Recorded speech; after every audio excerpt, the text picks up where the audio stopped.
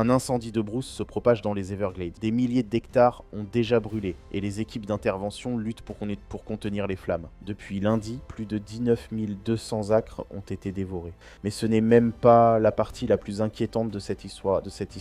Reste bien jusqu'au bout. Et si ce genre d'analyse approfondie te fascine, abonne-toi maintenant, car ce qui va suivre va changer ta façon de voir les catastrophes naturelles. Lorsque la fumée s'est finalement dissipée, les chercheurs ont pénétré dans la zone calcinée. Ils s'attendaient à trouver des serpents, beaucoup de serpents. Mais ce qu'ils ont réellement trouvé était bien plus troublant. Un silence, pas un calme ordinaire, mais un vide absolu, oppressant. Un silence si anormal que même les chercheurs de terrain les plus expérimentés se sont arrêtés sans dire un mot. Ils sont restés là, à regarder. Nous pensions avoir compris cette invasion. Nous avions construit des modèles, collecté des données, compté des animaux. Nous pensions en connaître l'ampleur. Mais nous avions tort. Et pas seulement un peu, mais à un point qui devrait inquiéter quiconque vit, même de loin, près du sud de la Floride.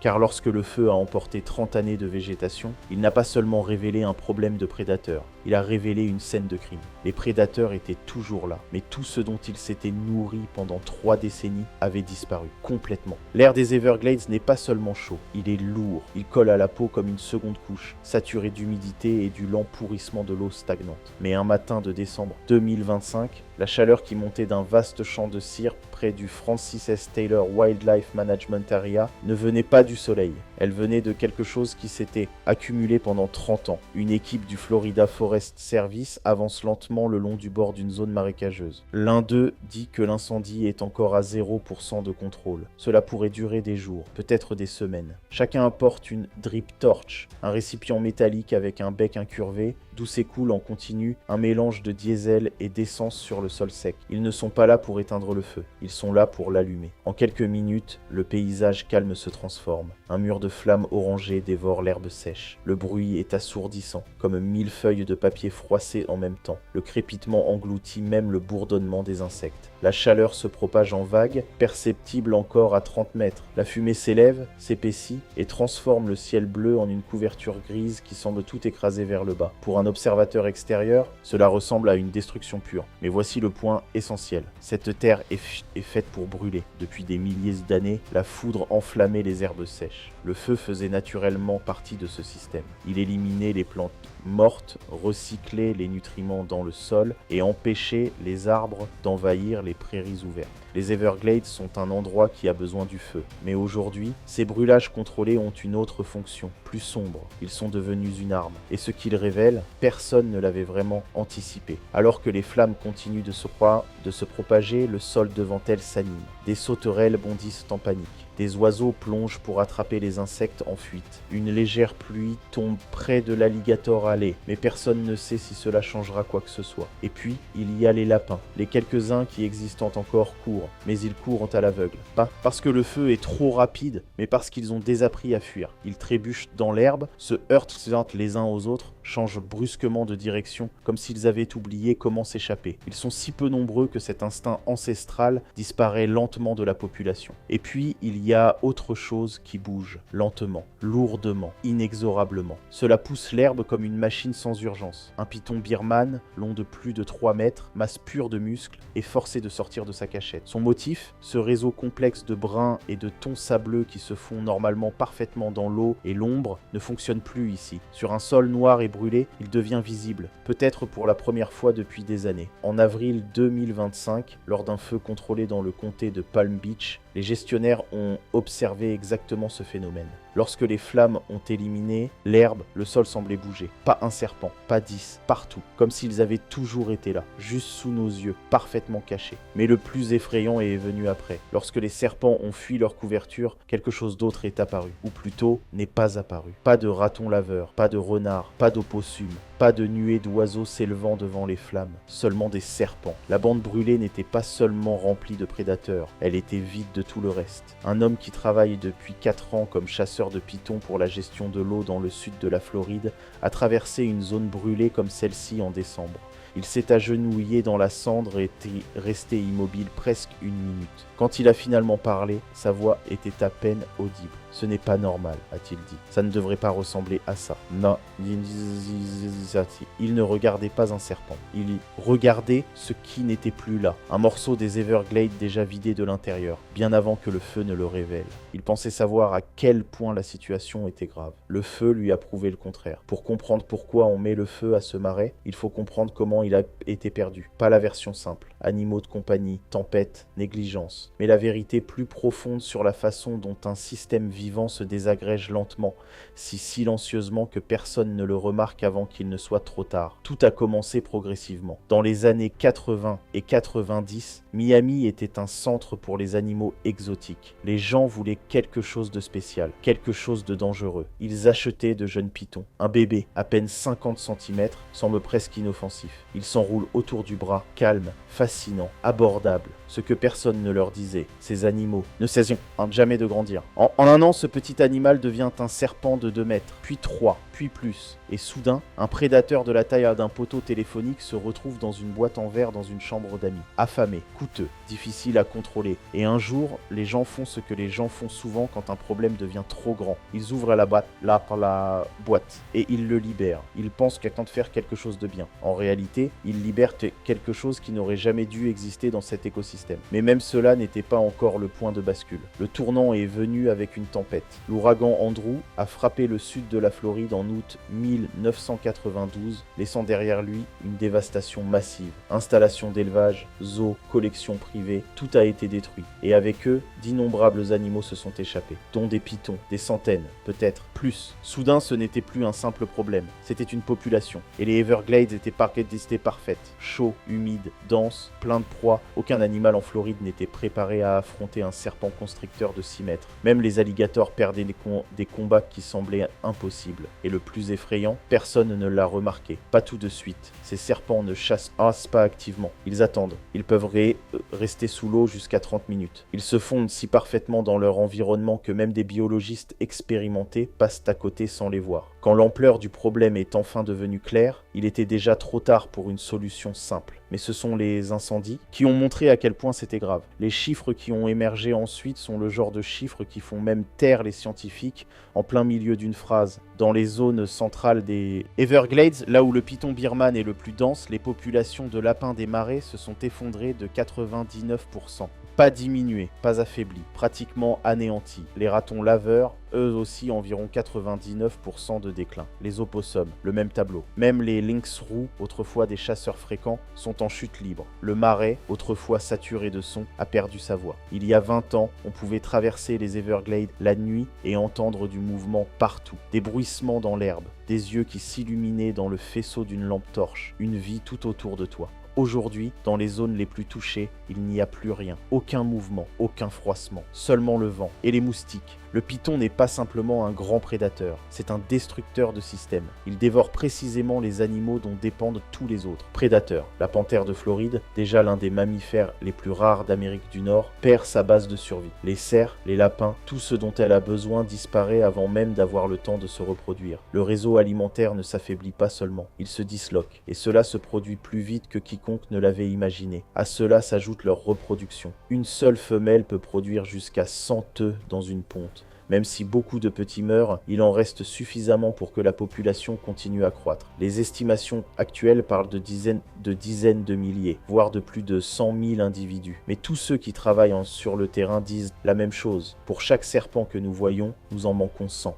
Si ces chiffres te frappent autant qu'ils ont frappé les chercheurs qui les ont calculés pour la première fois, cette sensation lente, inconfortable, dans le ventre. Alors reste bien avec moi, parce que maintenant cela devient encore plus sombre, car maintenant il est question de la stratégie utilisée pour tenter d'arrêter tout cela. La stratégie du feu. Comment mettons un marais en feu sans le détruire? La réponse honnête, c'est l'une des tâches les plus complexes de la conservation moderne. Et cela n'a rien à voir avec ce que la plupart des gens imaginent lorsqu'ils entendent l'expression « feu contrôlé ». Ce n'est pas une simple allumette, c'est un équilibre à haut risque entre météo, timing, humidité du sol et vent. Des organisations comme le Florida Forest Service et le National Park Service planifient ce type d'opération des mois à l'avance. Les données satellitaires sont analysées. Les anciennes cartes d'incendie sont étudiées. Des mesures d'humidité sont effectuées à différentes profondeurs du sol. Ils attendent une fenêtre extrêmement étroite, pas trop sec, sinon le sol lui-même brûle. La tourbe, formée sur des siècles, pourrait être totalement détruite. Un dommage qui ne se réparerait pas avant des générations. Pas trop humide, sinon le feu s'éteint avant même d'avoir un effet. Tout doit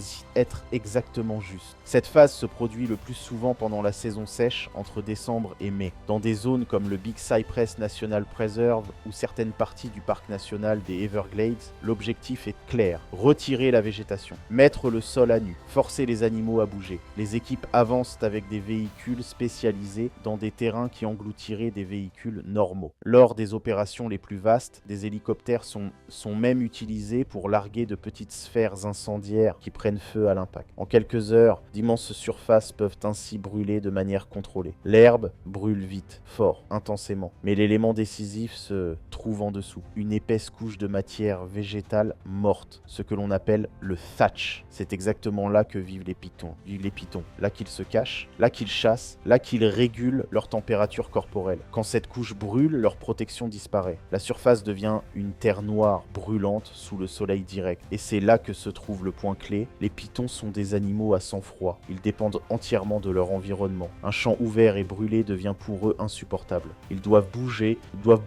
Et c'est précisément ce que les chasseurs attendent. Mais ce que ces feux révèlent réellement va bien au-delà de quelques serpents. Une biologiste du sud de la Floride a raconté un jour qu'elle se tenait dans une zone fraîchement brûlée et qu'elle avait immédiatement senti que quelque chose n'allait pas avant même de pouvoir dire exactement quoi. Ce n'était pas ce qu'elle voyait, c'était ce qu'elle n'entendait pas. Normalement, un incendie dans les Everglades est un spectacle chaotique. Les animaux fuient dans toutes les directions. Les lapins jaillissent à travers l'herbe. Les ratons laveurs grimpent. Les oiseaux s'élèvent en grands nuages dès que les flammes approchent. Mais dans les zones dominées par le python birman, il se passe autre chose. Les flammes chassent les serpents hors de leur cachette. Et presque rien d'autre. Le sol n'est pas seulement mis à nu, il est vide. La véritable découverte n'est donc pas la présence des serpents, mais l'absence de tout le reste. Un silence qui ressemble à une preuve. Un silence qui soulève une question à laquelle personne ne peut répondre clairement. Jusqu'où ce vide s'étend-il déjà ? Et à quelle profondeur s'est-il insinué dans le système ? Une fois le feu éteint et le sol refroidi, la phase suivante commence. Les chasseurs arrivent, et ce ne sont pas des amateurs, ce sont des contractuels professionnels,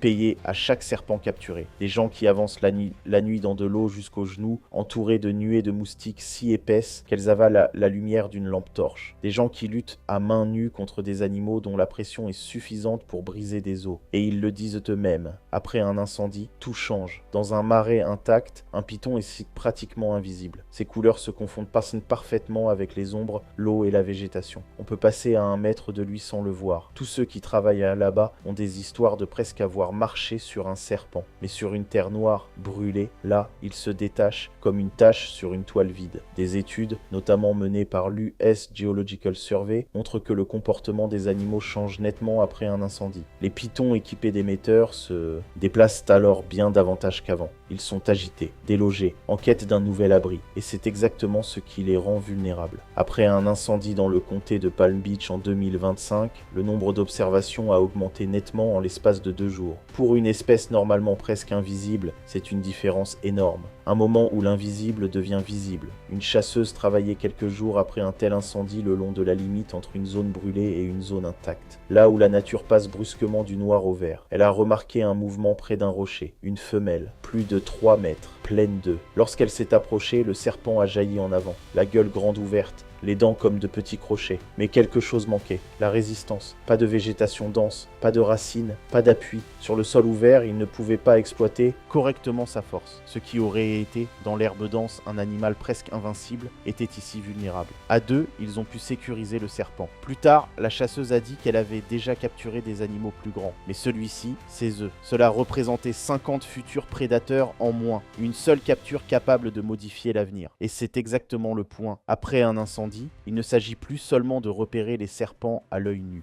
Soudain, des outils qui étaient auparavant presque inutiles deviennent efficaces. Des drones survolent les surfaces noires et repèrent les serpents depuis une grande hauteur. Des caméras thermiques détectent des signatures claires, parce qu'il n'y a plus de végétation pour brouiller la chaleur. Même des échantillons d'eau peuvent être analysés pour y détecter des traces de génétique, puis croisés avec des données visuelles. Quelque chose qui aurait été impensable il y a encore quelques années. Mais cette fenêtre est courte. En Floride, l'herbe recommence à pousser en quelques jours. La nature referme de nouveau le rideau. Et lorsqu'elle le fait, l'avantage disparaît. Les chasseurs le savent. Ils travaillent vite, intensément, le long des lignes brûlées, parce qu'ils n'ont que quelques semaines, peut-être moins. Et les serpents le savent aussi. Beaucoup attendent déjà au bord des zones brûlées, prêts à glisser de nouveau dans le couvert au bon moment. Et c'est précisément ici que naît peut-être la question la plus inquiétante de toute cette histoire. Et si nous étions en train de les changer? Et si nous les rendions meilleurs? Et si cela se produisait précisément pendant que nous croyons reprendre le contrôle? Cette question est rarement posée à voix haute, mais elle est là, dans les discussions entre chercheurs, dans les silences après de longues journées sur le terrain. Et parfois, c'est exactement là que les conversations s'arrêtent, parce que personne ne sait vraiment à quoi ressemble la réponse. Un écologue de l'US Geological Survey a analysé pendant des années les données de déplacement de serpents marquées dans le sud de la Floride. Après plusieurs cycles de brûlage, il a remarqué quelque chose qu'il ne pouvait pas ignorer. Les animaux qui survivaient n'étaient pas simplement plus difficiles à trouver. Ils étaient différents. Ils se déplaçaient à peine pendant la journée. Ils évitaient les zones fréquentées par les humains. Ils se retiraient dans des endroits plus profonds, plus difficiles d'accès, parfois même dans des cavités naturelles du sol calcaire, dans des conditions où cela n'aurait auparavant pas été nécessaire. C'était comme s'ils avaient appris. Et c'est là que la pensée devient inquiétante. Chaque année, nous éliminons systématiquement les individus visibles, les plus lents, les moins prudents. Ceux qui restent, ce sont les autres. Ceux qui savent se cacher. Ceux qui sont prudents. Ceux que nous ne voyons pas. Ce n'est pas une évolution classique sur des milliers d'années. C'est une sélection en temps réel. Les individus visibles disparaissent, les invisibles restent. Certains chasseurs rapportent déjà que les serpents semblent percevoir les vibrations des moteurs de bateaux à grande distance. D'autres, quand je parle de schémas de mouvement qui coïncident avec les nuits les plus sombres, des moments où même la technologie moderne atteint ses limites. Et puis, il y a autre chose. Le paysage lui-même change. Si de plus en plus de zones brûlent régulièrement, l'arrière-plan visuel de cet environnement évolue. Terre noire, cendres sombres. Et dans cet environnement, un corps clair devient visible. Un corps sombre ne l'est pas. Dans la population sauvage, il existe déjà des variantes plus sombres du python birman.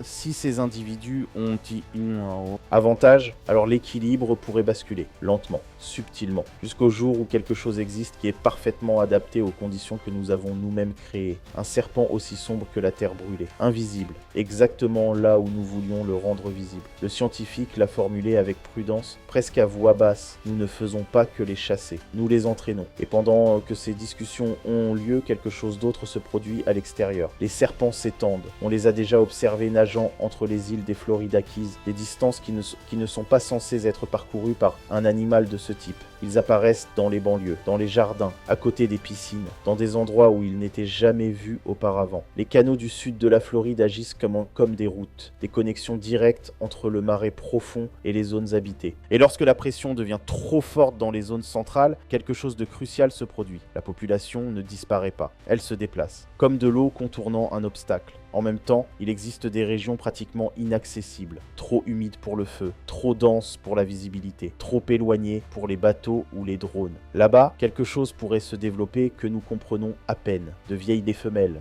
de grands individus, des générations qui n'ont jamais rencontré l'humain, des animaux sans peur, des animaux qui produisent de nouvelles pontes chaque année. Et pendant que tout cela se déroule, la science cherche de nouvelles solutions. Une idée, des interventions génétiques. Des concepts visant à réduire la population de l'intérieur, par exemple en favorisant uniquement des descendants mâles. Sur le papier, cela semble élégant. Dans la réalité, c'est risqué. Les gènes ne restent pas toujours là où on les introduit. Dans des écosystèmes complexes, ils peuvent se propager de manière imprévisible. Que se passe-t-il si une telle intervention affecte d'autres espèces de serpents indigènes? Un effet domino est possible. Une autre méthode, des attractifs chimiques, des signaux destinés à attirer les est mal. Mais là aussi, il y a des inquiétudes. Et si ces signaux attiraient des individus sur de longues distances? Et si le problème se concentrait au lieu de disparaître? Et ainsi, une vérité inconfortable demeure. Pour l'instant, le feu est le seul outil efficace à grande échelle.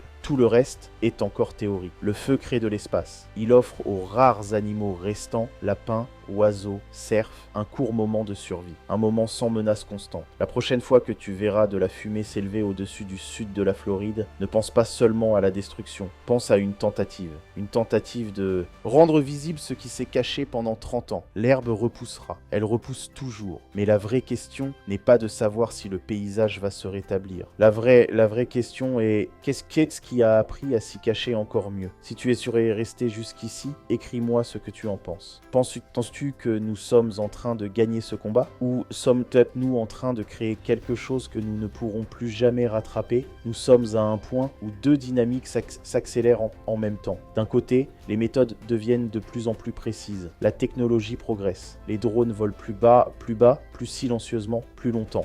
Les capteurs détectent des différences de plus en plus fines. Les données sont analysées plus rapidement. Les décisions ne reposent plus seulement sur l'expérience, mais sur des modèles que les machines identifient. De l'autre côté, il y a un animal qui s'adapte, silencieux, invisible, patient. Et c'est précisément cette combinaison qui rend la situation si dangereuse. Car le problème n'est plus seulement biologique, il est devenu stratégique. Chaque intervention modifie le terrain. Chaque succès a des effets secondaires. Chaque progrès force l'autre côté, et dans ce cas, c'en est presque un à réagir différemment. Certains chercheurs parlent désormais d'une course aux armements. Sauf qu'ici, aucune décision consciente n'est prise. La nature réagit simplement, inexorablement, sans intention. Il y a des moments sur le terrain où cette réalité devient particulièrement claire. Un chasseur se tient dans une zone fraîchement brûlée. Le sol est noir, encore chaud, l'air sent la cendre. Et quelque part dans ce vide apparent, quelque chose bouge, très légèrement, à peine perceptible, une ombre qui ne devrait pas être là. Et à cet instant précis, une chose devient évidente. Ce n'est pas fini, même si des milliers d'animaux sont capturés en une saison. Que se passe-t-il l'année suivante et celle d'après? Combien restent cachés? Combien développent des comportements que nous ne comprenons pas encore? Et combien se trouvent déjà hors des zones que nous surveillons? L'idée qu'il existe, au cœur des Everglades, des zones que nous n'atteignons presque jamais, n'est pas théorique. Elle est réelle. Là où l'eau est trop profonde, la végétation trop dense, les chemins inexistants, là, il n'y a aucun contrôle, aucun comptage, aucune intervention, seulement la croissance. Et peut-être que c'est là le point central de toute cette histoire. Nous ne combattons pas quelque chose que nous pouvons entièrement voir. Nous combattons quelque chose que nous ne comprenons qu'en partie. Et c'est précisément pour cela que ce combat ressemble souvent à une lutte contre une ombre qui change, une ombre qui apprend, une ombre qui s'étend. Et pendant que nous essayons de la saisir, elle nous glisse sans cesse entre les doigts. Peut-être que le véritable défi n'est pas seulement de réduire la population. Peut-être qu'il est d'accepter qu'il n'existe pas de solution simple, que chaque mesure comporte des risques, que chaque stratégie doit être adaptée, encore et encore. Et peut-être aussi d'admettre une vérité inconfortable. C'est nous qui avons créé ce problème. Le python birman n'est pas apparu ici par hasard. Il a été introduit, relâché, ignoré, pendant trop longtemps. Et aujourd'hui, nous faisons face aux conséquences. La question n'est plus seulement de savoir comment s'en débarrasser. La question est de savoir comment vivre avec ce qui est déjà arrivé. Car même si la population est contrôlée un jour, ce qui a été perdu ne reviendra pas simplement. Un écosystème vidé ne se reconstruit pas du jour au lendemain. Il faut du temps. Et parfois, ce temps n'existe pas.